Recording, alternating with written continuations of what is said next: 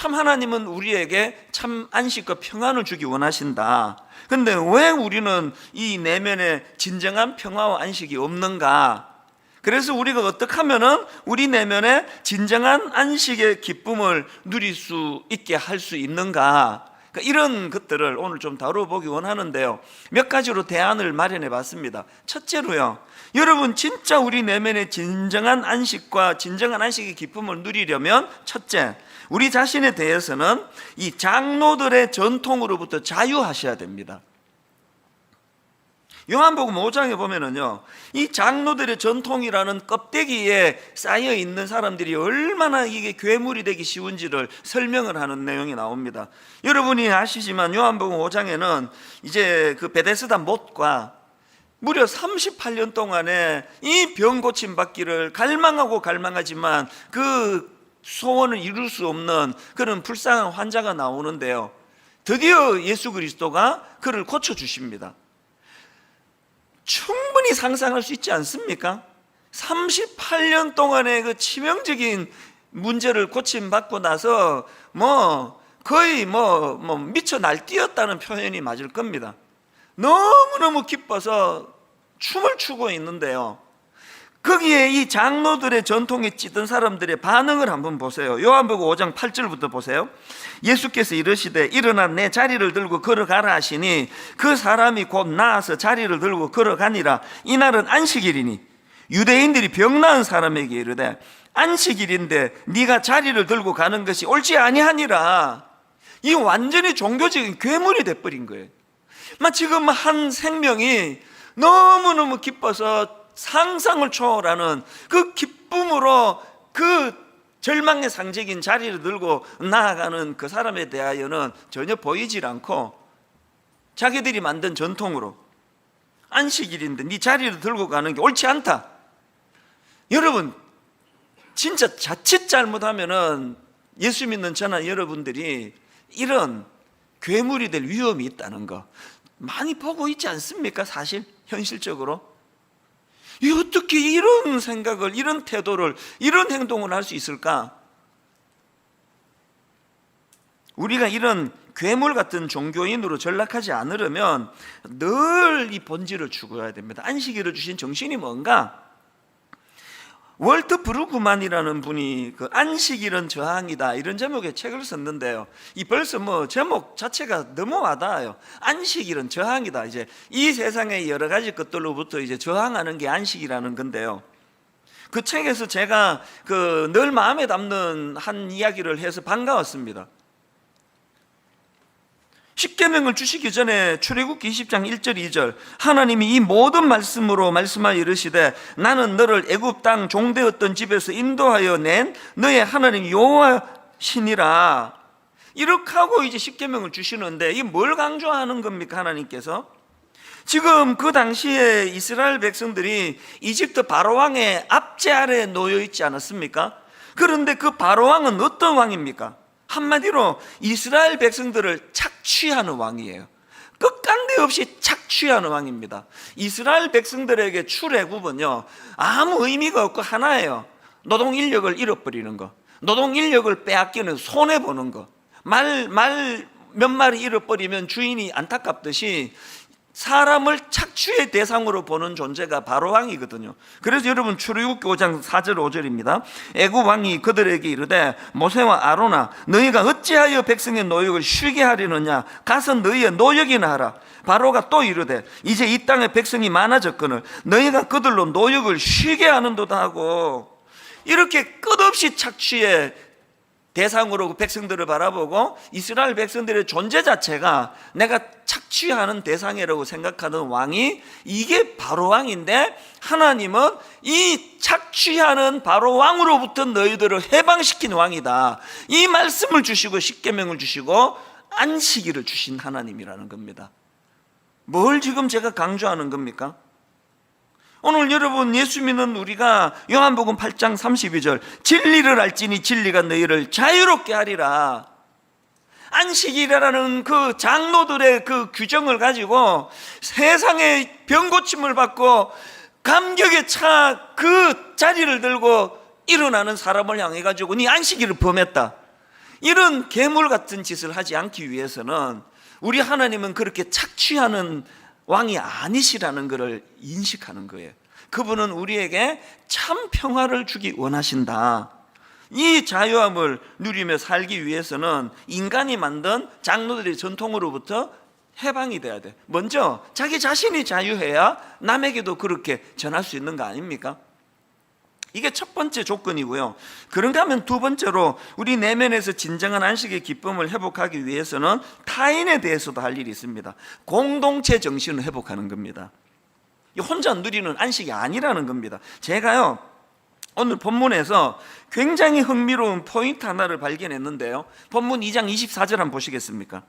바리새인들이 예수께 말하되 보시오, 저들이 어찌하여 안식일에 하지 못할 일을 하나이까? 여기 맨 말씀 시작이 바리새인들이 이렇게 나오는데요, 헬라어로 보면은 이 맨 앞에 나오는 바리새인이라는 단어 앞에 호이라는 정관사가 붙어 있습니다. 이게 지금 뭘 강조하는 겁니까? 저자 마가가 이 호이 파리사이오이 그대로 직역을 하면은 그 바리새인이에요. 우리말에는 이게 강조가 안 됐지만 뭘 강조하느냐? 그 바리새인이에요. 그 바리새인이 누구냐? 바로 앞에서 지금 예수님이 죄인들과 세리들과 함께 잔치를 벌이고 먹고 마시는 걸 가지고 거기다 대고 시비를 걸면서 어찌하여 세리 및 죄인들과 함께 먹느냐, 이렇게 시비를 걸었던 그 바리새인들이라는 겁니다. 이 뭘 강조하는 걸까요? 우연히 우발적으로 기분도 안 좋던 차에 짜증이 나서 그렇게 시비를 거는 게 아니고요, 지속적으로 지금 어떤 의도를 가지고 시비를 거는 게 그 바리새인들이에요. 저는 이 본문의 강조점을 보면서 지금 안식일을 가지고 시비를 거는 그 사람들인데요, 이런 사람들이 진짜 안식이 있겠습니까? 평안이 있겠습니까? 그래서 저는 이 본문을 읽으면서 오늘 만약에 우리들 안에 그런 모습이 있다면 절대로 우리는 안식을 누리지 못할 거예요. 우리 마음의 평안을 빼앗는 건 외부에 있는 지적하는 그 사람이 아니에요. 장로들의 이 유전이라고 옛날 성경에 나와 있는데, 이 장로들의 전통에 쩔어 있는 우리들 스스로가 우리들 자유를 다 쫓아내는 거라는 겁니다. 그렇기 때문에요, 저는 이 근본적인 정신, 출애굽기 20장 8절에서 안식일을 기억하여 거룩하게 지키라, 이 계명을 주시고는 바로 그 다음 구절을 보십시오. 엿새 동안은 힘써 내 모든 일을 행할 것이나 일곱째 날은 내 하나님 여호와의 안식일인즉 너나 내 아들이나 내 딸이나 내 남종이나 내 여종이나 내 가축이나 내 문 안에 머무는 객이라도 아무 일도 하지 말라. 뭘 강조하는 것처럼 느껴지세요? 네가 진짜 안식일의 기쁨을 누리기 원한다면 너나 네 가족들만 즐기면 안 된다는 거예요. 네가 지금 데리고 있는 그 종들에게도, 심지어는 네가 지금 데리고 있는 그 가축들도 똑같이 이 안식을 누리게 해야 된다는 그 이야기예요. 이 함께의 정신 아닙니까? 그런가 하면은 십계명의 흐름을 한번 보세요. 제4계명이 출애굽기 20장 8절 안식일을 기억하여 거룩하게 지키라, 이게 4계명인데요, 그 다음 5계명 못 외우시면 그 성경 찬송 맨 뒤에 열면 다 나오지 않습니까? 4계명이 안식일을 기억하여 거룩하게 지키라고, 5계명은요 내 부모를 공경하라, 6계명은 살인하지 말라, 7계명은 간음하지 말라, 8계명은 도둑질하지 말라, 9계명은 내 이웃에 대하여 거짓 증거하지 말라, 10계명은 내 이웃의 집을 탐내지 말라. 찾아내셨습니까, 이 흐름을? 4계명에서 안식일을 지키라는 말씀을 주시고 쭉 나오는 게 다 사람과의 관계예요. 가장 가까이 부모와의 관계로부터 시작해서 내 이웃과의 관계. 참된 안식은요, 이웃과 함께 쉬는 거예요. 이웃과 함께 화평하는 겁니다. 뭐 여러분 다 아시지만요, 무슨 논쟁이 생기면 저는 사과를 엄청 잘하는 사람이에요. 특히 작년에 무슨 이념 논쟁으로 휘말렸을 때 저는 뭐 공개적으로 사과합니다. 내가 잘못했다고. 그것 때문에 또 비판을 받아요. 그러나 여러분, 저는 왜 그렇게 자존심 내려놓고 사과하는지 아십니까? 제가 사과하는 거는요, 내 생각이 잘못됐다는 걸 시인하는 게 아니에요. 뭔지 모르지만 나 때문에 화가 났다니까 내가 미안하다는 거예요. 왜 사과할까요? 알거든요. 저는 사단은요 이유야를 막론하고 나와 너 사이를 분쟁시킴으로 말미암아 그 사람 안에 있는 불화가 내 마음으로 스며들기를 원하는 거 알거든요. 그 차단시키는 거예요. 놀아나지 않는 겁니다. 뭐라고 어떻게 공격을 하든지 간에 나 때문에 당신이 화가 났다면 그게 정당하든 정당하지 않든 내가 잘못했다. 우리 딸한테도 뭐 아들한테도 사과 잘합니다. 여러분, 우리가 하나님 앞에 항상 대인관, 내가 저 사람을 이겨먹는 게 중요한 게 아니라 저 사람과 더불어 안식을 해야 제대로 안식이 이루어진다는 이 원리를 잊지 않는 겁니다. 자존심이 뭐가 중요합니까? 내 마음의 평화를, 하나님 주신 평화를 지키는 게 더 중요한 거 아닙니까? 하나님이 우리에게 보여주시는 늘 함께의 정신을 가지고 이유 없이 베풀고 이유 없이 섬겨나갈 때에 상대방도 평안을 누리지만 우리도 내면의 평안이 찾아오는 것을 경험하는 믿음의 성도님들 되시기를 주님 이름으로 축원합니다. 마지막 세 번째로요, 하나님에 대해서는 하나님의 창조와 구원을 기뻐하기. 이 창조와 구원이라는 개념을 제가 여기다 적었는데요. 자, 창조와 관계돼서는 출애굽기 20장 11절입니다. 이는 엿새 동안에 나 여호와가 하늘과 땅과 바다와 그 가운데 모든 것을 만들고 일곱째 날에 쉬었습니다. 그러므로 여호와가 안식일을 복되게 하여 그날을 거룩하게 하였느니라. 그 다음에 구원과 관계되는, 구속과 관계되는 말씀은 신명기 5장 15절. 너는 기억하라. 안식일을 주시면서 너는 기억하라. 내가 애굽 땅에서 종이 되었더니 내 하나님 여호와가 강한 손과 편팔로 거기서 너를 인도하여 내었나니 그러므로 내 하나님 여호와가 너에게 명령하여 안식일을 지키라 하느니라. 이 말씀의 의미가 뭡니까? 이 둘을 종합하면은요, 그냥 하나님께서 이 창조와 구속의 안식일이라는 겁니다. 엿새 동안에 일을 하시고 하루를 쉬는 지침을 주신 차원에서의 안식도 있지만 또 다른 차원에서는 이 구원해 주신 하나님, 그저 안식일은요, 요즘으로 치면 주일은요, 아무것도 안 하는 게 안식일이 아닙니다. 아까 말씀으로 치면 그 악한 우리를 착취하는 세상의 권력으로 상징되는 그 악한 바로왕으로부터 우리를 해방시켜 주신 하나님, 그리고 우리에게 참 구속의 은총을 주시기 위하여 십자가 지신 예수 그리스도, 그분을 묵상하고 그분의 은혜에 감격하고 감사하며 보내는 게 주일이라는 겁니다. 아무것도 안 하는 거, 주일은 아무것도 안 하고 쉬는 날, 이렇게 하시면 안 됩니다. 그래서 28절에서 인자는 안식일에도 주인이니라. 여러분, 예수님을 통해서만이 안식이 가능하다. 안식은 예수님을 통해서만 가능해진다. 이 사실을 잊으시면 안 됩니다. 제가 앞에서 예수님은 우리의 구속자가 되신다 이런 말씀을 드렸는데요, 구속이라는 건 신학 용어로 원래 우리에게 있던 권한을 되찾아오는 게 구속입니다. 원래 우리에게 있던 게 뭡니까? 하나님이 창조하실 때 우리에게 주신 그 수많은 것들을 우리의 타락으로 다 빼앗겨 버렸는데, 하나님이 하시는 일은 원래 우리가 갖고 있다가 빼앗긴 걸 되찾아주는 그게 구속이에요. 그리고 그 일을 위하여 예수님이 십자가를 지셨다는 사실입니다. 그래서 우리는 이 구속자 되신 예수 그리스도를 기념하고 기뻐할 뿐만 아니라 절망적인 삶 속에서 그 주님을 기억해내므로, 안식의 주인은 주님이심을 기억해내므로 빼앗긴 안식을 되찾는 것, 이게 성경이 말하는 안식입니다. 너무나 좋은 사례가 있어서 이거 하나 들고 오늘 말씀을 마치려고 하는데요, 아마 이 사례는 하나님께서 저와 여러분 모두에게 주시려고 예비해 놓은 선물 같은 사례예요.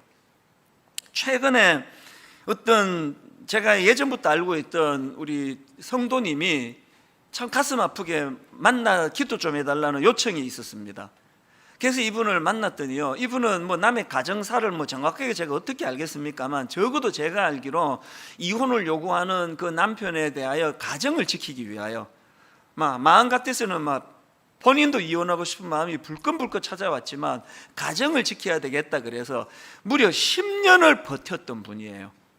그러다가 이제 이분이 이혼을 해주기로 그렇게 결심을 하고 어떻게 하면 좋겠냐고 저한테 기도 부탁하러 오신 분이에요.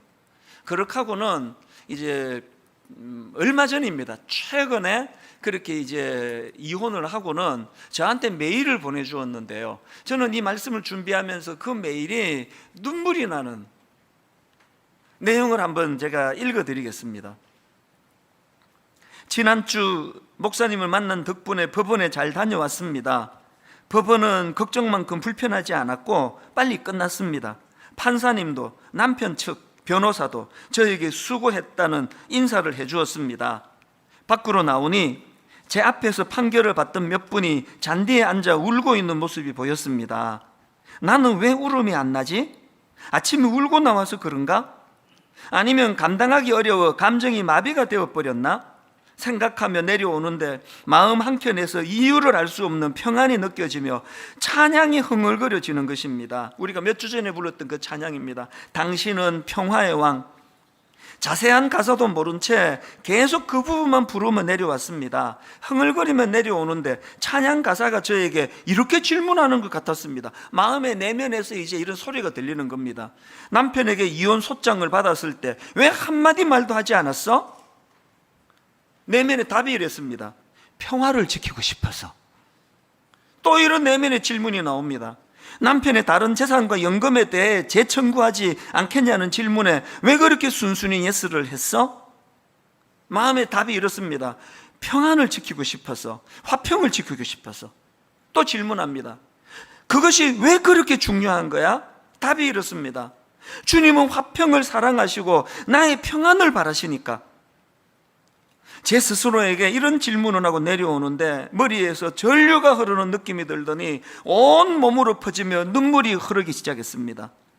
아침에 흘렀던 눈물은 불안하고 서럽고 아픈 눈물이었는데 법원을 났을 때는 따뜻한 눈물을 흘리며 행복감에 젖어 내려오는 일이 생기다니 희한한 일이 아닐 수 없었습니다.